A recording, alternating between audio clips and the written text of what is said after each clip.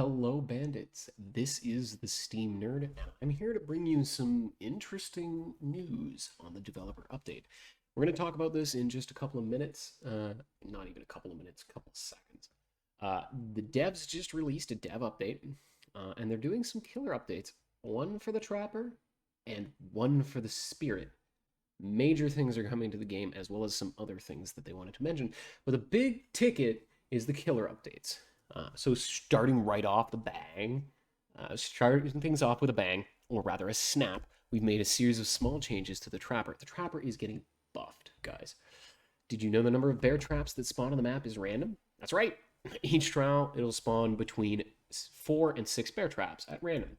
Now you can take this interesting little fact and completely forget it because now the Trapper is going to use 6 traps, period, end of story, not including the traps you load in carrying. So, including another change that's coming, that makes 8 traps guaranteed in the map. And I do mean 8 traps, because having more traps is great and all, but wouldn't it be nice to carry more than one without add-ons? We sure think so. The Trapper will now be able to carry and start with 2 bear traps by default. So the brown Trapper bag is now just base kit. We've all been asking for it.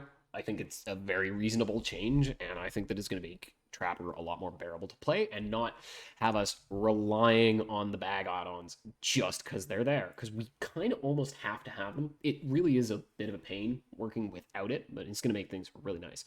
Finally, on the subject of add-ons, we've done a pass through some of his least used add-ons and either increased their effects, removed their downsides, or gave them new effects entirely. So the two that they wanted to show us was the Tension Spring and the Trapper Sack. The Trapper Sack, I think, is more for the fact that it's the best bag add-on, and they kind of have to change it now with the add-ons changing in general. So Tension Spring is a high-tension spring that snaps back into place after being stretched. A bear trap resets 2 seconds after a survivor escapes from it. This is a really cool little add-on that's going to make some interesting counterplay for Trapper, but also make it so that if he sets a trap and you get stuck in it and you get out of it, it's not gone. If you want to loop around that, that's still there, which is really, really good and going to allow Trapper to do some good things. It's also a very rare add-on, which makes sense for its power. Trapper Sack is now going to be a crude leather sack suitable for foraging. All bear traps are carried at the beginning of the trial instead of spawning on the map, and bear traps cannot be picked up. I think this is a nice little interesting counterplay to put with it, because now you're starting with 8 bear traps. Starting with 8 bear traps. That's insane. That's a lot. But you can't pick them up. So you can put them down, but that's where they stay. So this is going to create a very interesting gameplay, especially if you use these in combination for where Trapper can and cannot chase people. And it's actually going to be very good to do a gen near a trap that exists, because that trap may end up being out of play for the rest of it. You won't really know how this works, and you won't necessarily know that Trapper has it. And next is the Spirit. Now, the Spirit has been a strong killer since her release. With that in mind, they've made some changes that aim to increase her skill ceiling while also giving survivors some counterplay, because we all know that Spirit feels like she has absolutely no counterplay, like 99% of the time. What this is going to do, when close to the Spirit's husk, survivors will not receive any indication the Spirit is phase walking. Originally, this was intended to be a fun mind game. Is she using her power, or is she faking it? In practice, often doesn't feel that way. Lack of feedback forces you to make a guess and hopes it pays off, which can be great when it does and awful when it doesn't. So they're making, to add more skill to her counterplay, they're making 2 changes. Any survivor within 24 meters of the Spirit will now hear her directional phase sound. This lets you know whether she is phasing, and also gives you a rough idea of which direction she's coming from, which actually helps you kind of maneuver, like, instead of just directly walking into her because you know she's phasing. I've done that today, honestly. And the Spirit's footsteps will now kick up dust while she's phasing. Keen survivors may be able to pinpoint where she is, but tall grass and other obstacles make it difficult. This would be kind of like with Wraith when you see that waving, except it's going to be on the ground only. So it keeps her just in a very powerful way, but gives her some more realistic counterplay than a slight shift when she phases. These two changes aim to add more skill into playing as and against the spirit and reduce the reliance on coin flips where you guess and hope it pays off. Additionally, we've done a pass with some of the spirit's add-ons to bring them more in line and make the lesser used add-ons more appealing, like the Trapper. Some of these changes are small tweaks, while others are completely new effects. So the Wakazaki Saya is now, during Yakumo's haunting, the use active ability button returns to the husk and ends the haunting. So this leaves open that mind game of, is she at the husk, or is she phasing, or is she not, by letting you go back to it, kind of like a nurse blink with that reversal blink, which is really cool. And Senko Hanabi, which now, when Yamaoka haunting ends, Spirit's Husk will explode. Any vault locations within 4 meters are blocked for 5 seconds. So if you enter your haunting and there's a pallet or a vault, or there's a vault location near your husk within 4 meters, you can pop that and it'll block it. It'll actually give you a little bit of a extra counterplay so people don't just vault through a window right when you phase through. And hopefully that'll be fun to play with. But I really, really do think that both of these changes were very needed, and both of these changes are very, very fair right now. I really want to see how the spirit plays against and with. I'm certain it'll take some adjusting to, so some people will be like, nothing's changed. But honestly, I really do feel like those of us who are wearing headphones and attentive to the game and the sounds around us, just like what makes spirit players so good, is going to help survivors locate her better and make her easier to play against. And it's also going to make Trapper more fun to play, because now he's going to start with 2 bear traps instead of you needing a bag to play the man. They're also doing a bunch of other updates. So what does moderately mean? How much is tremendously compared to considerably? You found yourself in this situation, you're not alone. Same way. I would love to know the numbers all the time.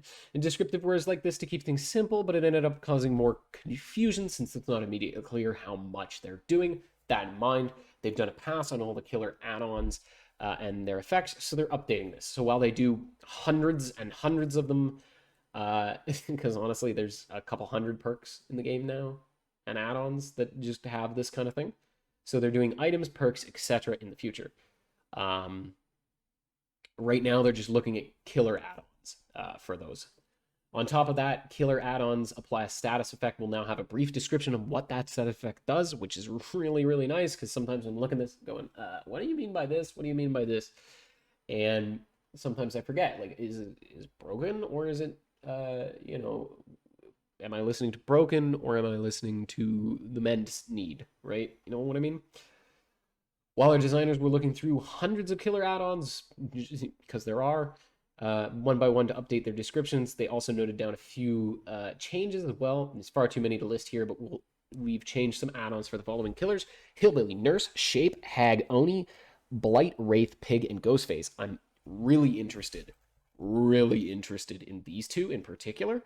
I don't know how Hags affects me because I don't really play Hag that much. Blight seems like it'll be cool. Wraith, I'm curious. I think because they updated him recently, they need to update some of the perks, so that's kind of interesting. Pig as well. I think they're planning on getting rid of that near impossible thing, maybe. And Ghostface. These changes are mostly focused on unused add-ons or add-ons that are too weak or powerful. Then they're doing perk updates. So varieties of the spice of life, and incidentally Dead by Daylight matches too. An ongoing effort to give more option to choose from. We're updating a huge list of perks. Without further ado, let's run through some of them quickly. So this is not all of them, this is just some of them. So they're updating Vigil. Nice and simple, we're increasing the recovery rate from 10, 15 to 20%.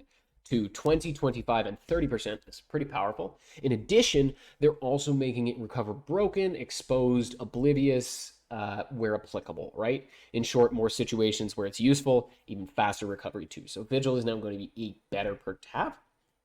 Babysitter / Guardian, because it is also getting that. Another small tweak, the rescued survivor will now receive a speed boost in addition to not leaving scratch marks or pools of blood. The aura reading duration has also been doubled. So it's going, for the speed boost, is going to be 4, 6, and 8 seconds, which is quite a bit. I don't know how much the speed is right now. They haven't told us. For the people, can create amazing moments, but the trade-off broken can be very risky to justify using. We're decreasing the duration of the broken status effect from 110, 190 seconds to 80, 70, and 60 seconds, respectively.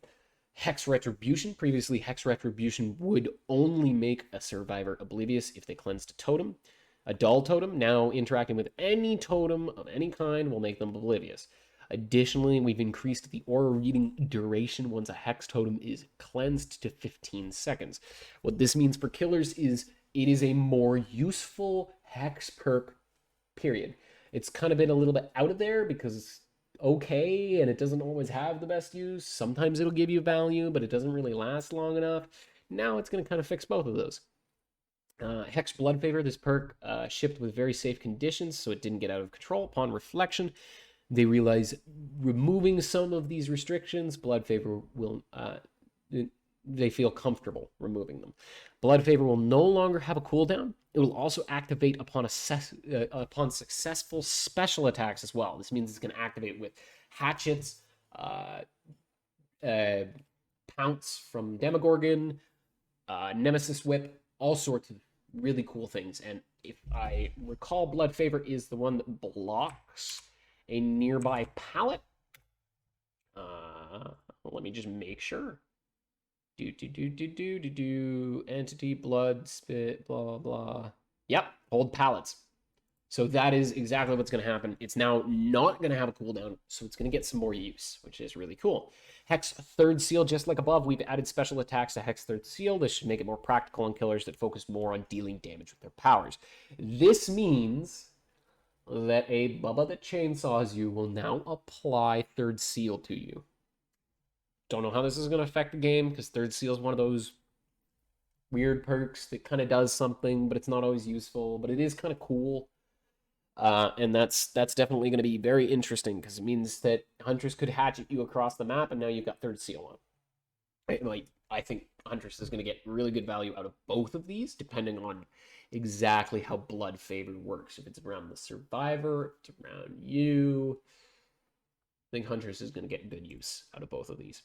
And Thrill of the Hunt is getting updated. With moon perks making their way into the game, more on this soon, they've decided to give Thrill of the Hunt some love by extending the speed penalty for cleansing to blessing. This is probably more of a change just because boon perks are coming in, and blessing perks or blessing totems is now going to become a thing. So it's going to add to that as well. They're also doing item and character kill switch. Sounds threatening, I get it, but basically, instead of reading all of this crap, because it explains it perfectly, and it's amazing, and it's great, but it's very simple. Things break. It's a thing. It's been happening. You know that maps have been able to be disabled pretty quickly. They're just putting that for items, characters, and everything else. So now, should there be a problem, say, flashlights are infinite for some reason, which I know is hackers right now, but say that was a bug, right? They could kill switch flashlights, which would be pretty cool. So they can kill switch things that are breaking, so that they don't have to wait a few weeks for an update, so that you don't have to suffer through the game with these unintended mistakes. They have a kill switch on everything now. So if Spirit has a problem where she isn't able to phase every so often, or Freddy has a problem where his dream pallets stun him, they can just disable those add-ons until they're fixed. So you don't waste them, so that they don't get used, all of this. So it's going to make things a little bit more streamlined and help us as players not feel like we're getting cheated. Because there's a bug and I got to wait for the update for it to be gone. It's gone. They have the ability to do this, and they've been testing it with maps, so they like it and they want to keep using it. And I think all of these changes thus far that I've read seem pretty cool. I really like the Trapper update. I think it's absolutely necessary for this man to be able to carry 2 bear traps. I think pretty much anyone who's played Trapper kind of finds that 1 bear trap, picking up, putting down, just agonizing to do. And on top of that, the add-on changes I see look very interesting.